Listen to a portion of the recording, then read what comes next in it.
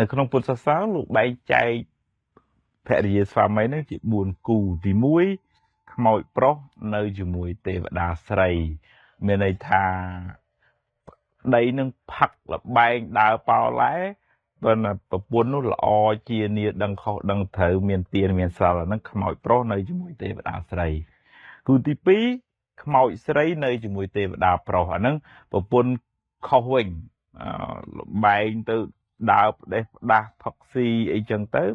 ប្តីនោះគិតទៅពីប្រឹងរប្រឹងចាំមកអាហ្នឹងវាជាពាក់វៈវិនចឹងជាពាក់កម្មក្តីប្រាថ្នាអីមិនបានមកជួបគ្នាចឹងទៅដល់ទី3ខ្មោចប្រុសនៅជាមួយខ្មោចស្រីអាហ្នឹងស្មើដៃគ្នាប្តីផាត់ទៅប្រពន្ធលេងលបែងទៅជាពាក់គេវ័នកឆ្លោះគ្នាកូនចៅញែកញ៉ាចចឹងទៅវល់វល់ហើយទី4នោះទេវតាស្រីនៅជាមួយទេវតាប្រុសមានន័យថាប្រពន្ធក៏ល្អប្តីក៏ត្រឹមត្រូវសហការគ្នាផឹងប្រេងរកស៊ីចាំម៉ែចាំឪធ្វើទានរក្សាសិលអាហ្នឹងយើងហៅថាគូគប់ឯដែលមានចរិតអធ្យាស្រ័យចិត្តគំនិតមានសទ្ធាមានសតិបញ្ញាស្មារតីចំណេះដឹងចេះគិតគូរដូចគ្នាហ្នឹងដែលព្រះសម្មាសម្ពុទ្ធព្រះអង្គលោកសម្ដែងពីរឿងលក្ខណៈ4យ៉ាងដែលធ្វើឲ្យប្តីប្រពន្ធបាននៅជាមួយគ្នារហូតដល់ព្រះនិព្វាននោះបែកគ្នាដល់ព្រះនិព្វានមានសទ្ធាដូចគ្នាដូចថាចេះដឹងខុសត្រូវល្អអាក្រក់បុណ្យបាបហ្នឹងយល់ដឹងដូចគ្នាមានសិលដូចគ្នាសិលធម៌ហ្នឹងប្រហែលគ្នាមិនប៉ោឡែផឹកស៊ីអីទេគឺថាត្រឹមត្រូវដូចគ្នាហើយនឹងមាន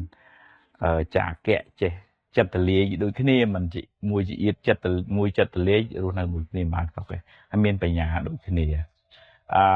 ប៉ុន្តែវាមានគូខ្លះដែរដែលដូចថាវាជាប់ចម្ពាក់វៈវិនរឿងកំហឹងគំនុំហើយដល់អញ្ចឹងទៅចេះតែចងកម្មចងពៀគ្នាទៅវាអាចមកពីសម្ពាយកម្មមកពីអតីត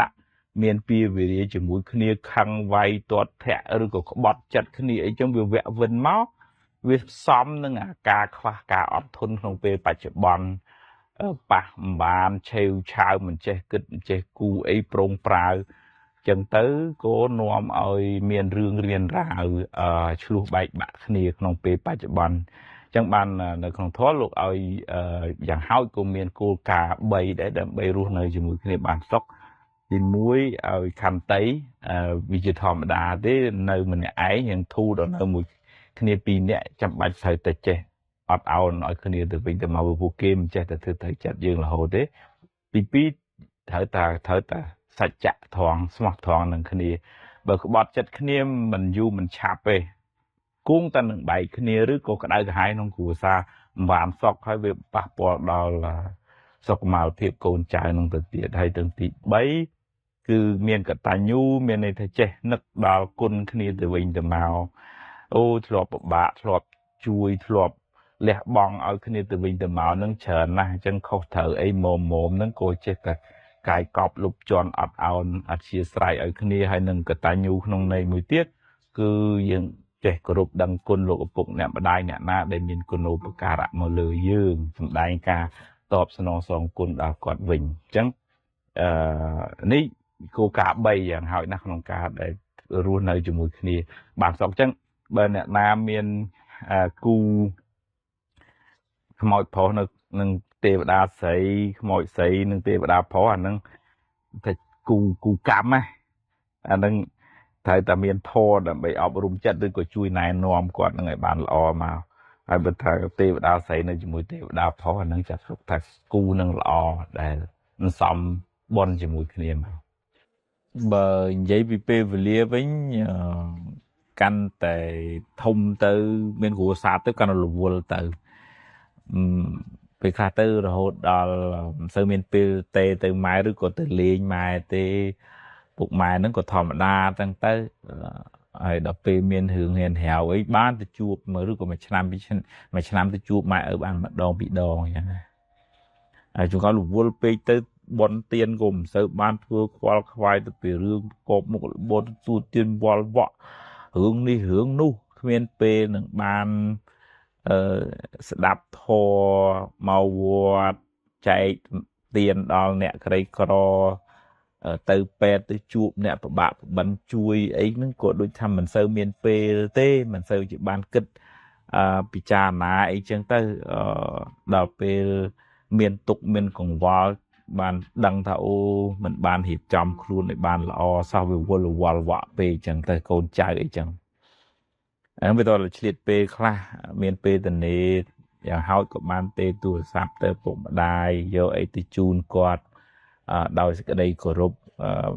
មួយទឹកទៅម្ដងពីរដងតាមពេលវេលាអញ្ចឹងទៅកុំដាក់បន្ទុកបដាក់ឲ្យតា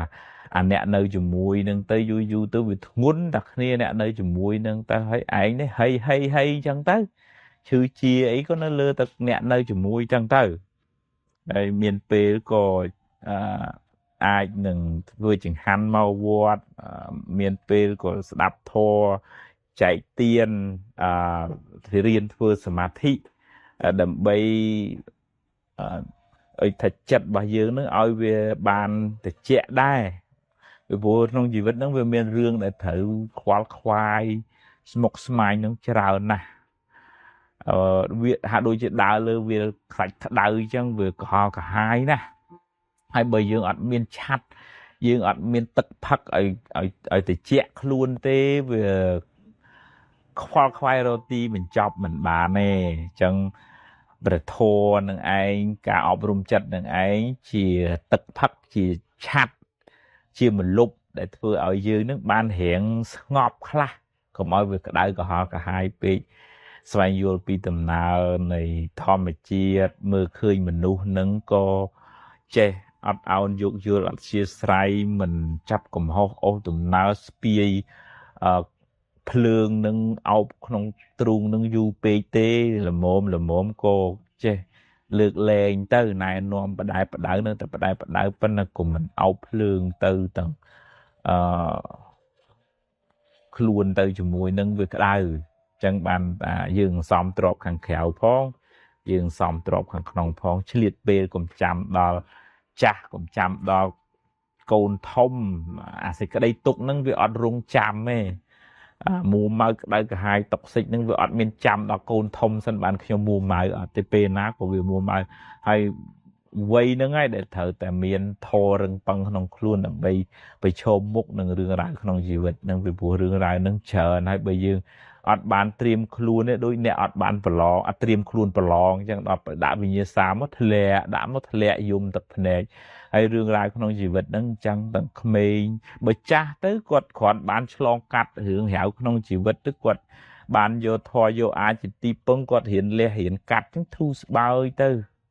ហើយបើមិនបានរៀនសូត្រហ្នឹងទាំងចាស់ទាំងក្មេងហ្នឹងគឺកើតទុកដូចគ្នាជាពិសេសយុវជនហ្នឹងហ្មងអត់បានចេះពិចារណាឆេវឆាវអត់ចេះអត់ធ្មត់អត់ធន់អត់អោនអីទេគឺថាប្រុងប្រាវយកហ្មងអាហ្នឹងក្តៅហើយអាហ្នឹងកើតទុកហើយគ្រាន់តែគេស្ដីឲ្យតិចមេថាឲ្យតិចតោះមិនបាច់ទេឈប់ហ្មងដាក់ពាក្យលេងហើយទៅអាហ្នឹងវាចេះតែធ្វើទៅបាន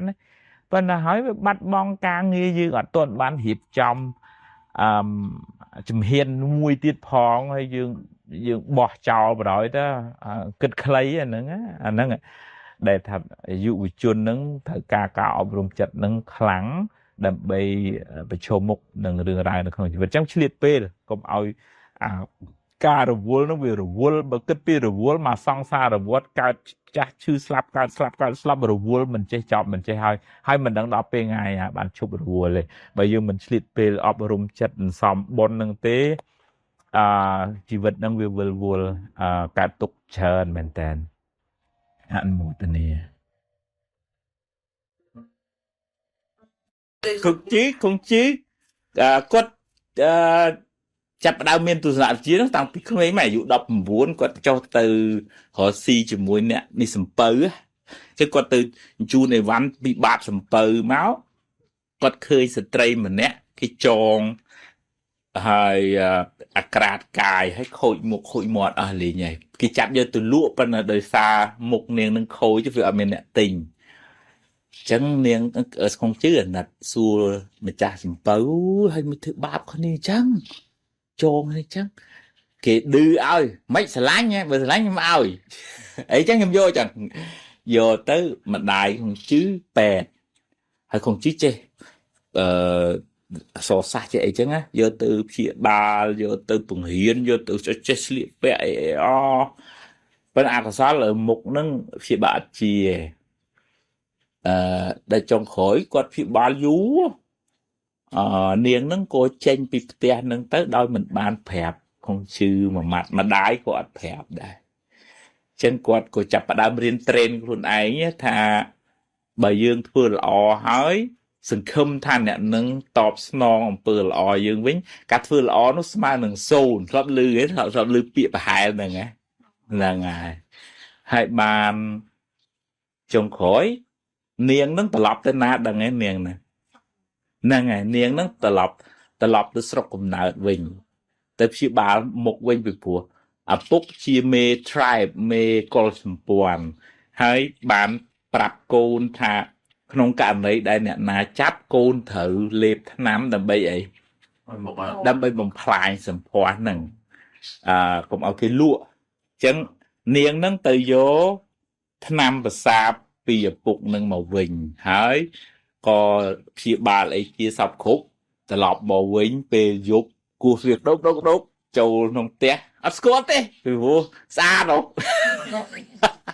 tôi phải cùng mà đai phải cùng không chứ bàn xua nòm tới bàn đằng trong khối có cao một người tơ happy ending